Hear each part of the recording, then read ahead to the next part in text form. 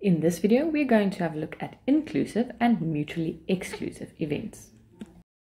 Inclusive events are events that can happen simultaneously, and then in our Venn diagram, there will be an overlap of the two circles. Mutually exclusive events cannot happen at the same time, and the circles will not overlap. This means that there's no intersection, and the probability of A and B is 0. Here we can, however, still ask you for the union, and that's the probability of something happening in A or B. In probability, when we start doing calculations, there are two fundamental laws that you can use. Let's have a look at the first of these two. This law helps us to determine the probability of A or B. That means the union of the two events. If we start by adding the probability of A to the probability of B, you will see that in inclusive events, the part right in the middle has been added twice because it is part of A as well as part of B. And that is why we need to subtract one of these parts. When repeating this for mutually exclusive events, we start by taking the probability of A, and then we add the probability of B. In this case, there is no intersection, so the probability of A and B is 0, and that means that this last term is 0. The second fundamental law is when you want to determine the probability of not in A. Then you can simply take 1 and subtract the probability of being in A. Let's have a look at an example. If we want to determine the probability of not being in A, it means it is everything excluding A. So that will be the 0,35 of event B and the 0,1 on the outside. That is 0,45. Or we can also choose to use the fundamental law. So to determine the probability of not A, we can start with our sample space that has a probability of 1 and simply subtract A. This will also give us the same answer of 0,45. These two laws can simplify your calculations a lot. But before we have a look at more examples, there are two more terms that you need to get to know. Exhaustive events are events that together contain all the possible outcomes of the whole sample space.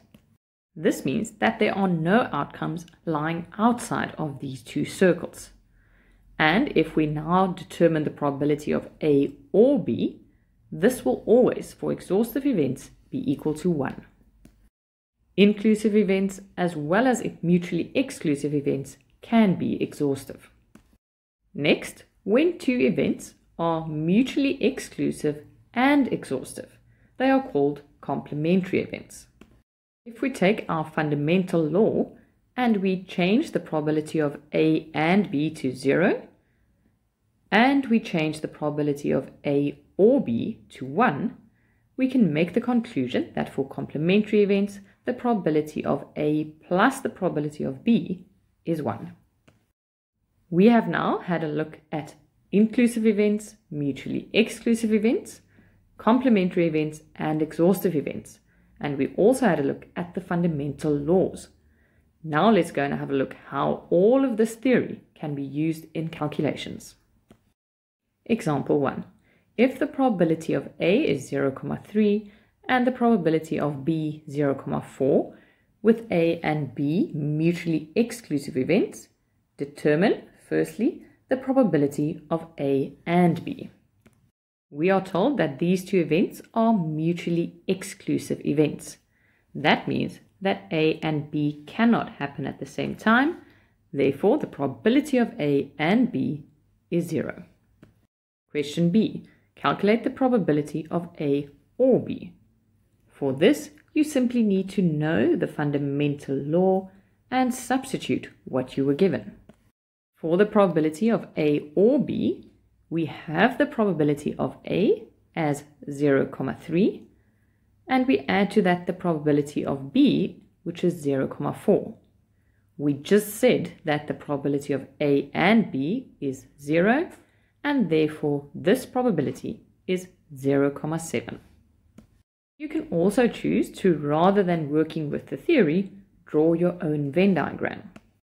These events are mutually exclusive, which means the two circles will not intersect. Now we can add the probabilities that were given.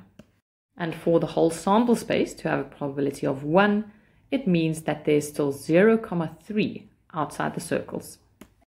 So to go back to question B, the probability of A is 0,3 and that of B is 0,4 without any intersection, so the total probability is 0,7.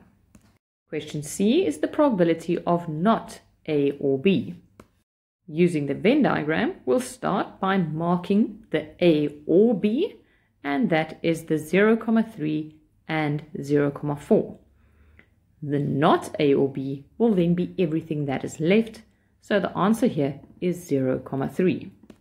If you did not draw a Venn diagram but chose to use the theory, you need to know that the probability of not something is 1 minus that something. And in our example, that is A or B, which we did in the previous question. So that's 1 minus 0,7, which also gives us 0,3. Example 2.